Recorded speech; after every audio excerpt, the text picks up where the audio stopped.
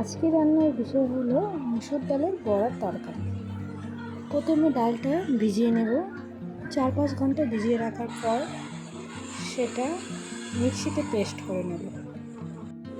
এবার দিয়ে দিব সামান্য হলুদ এবং লবণ। এবার বড়ার আকারে ভেজে নেব। ভাজা আমার হয়ে গেছে। এবার একটি মশলা তৈরি করে নেব। লঙ্কা, রসুন ও সামান্য জিরা দিয়ে এবার এদিকে নিয়ে নিয়েছি সামান্য পেঁয়াজ কুচি এবং সেদ্ধ করা আলু, গরম মশলা এবং বাটা মশলা। কড়াইয়ে তেল দিয়ে জিরে ফোড়ন, শুকনো লঙ্কা এবং তেজপাতা দিয়ে দেবো। পেঁয়াজ দিয়ে দিলাম। এবার মশলাটা দিয়ে দিলাম, সাথে লবণ হলুদও দিয়ে দেবো। মশলা ভালো করে কষিয়ে নেব। এবার সিদ্ধ করা আলু দিয়ে আরও কিছুক্ষণ মশলা কষিয়ে নেব। কষানো হয়ে গেছে, এবার জল দিয়ে দেবো।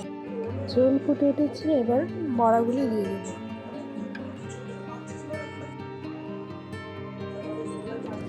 এবার গরম মশলা দিয়ে দেবো। তৈরি হয়েছে মুসুর ডালের বড়া দিয়ে তরকারি রেসিপি।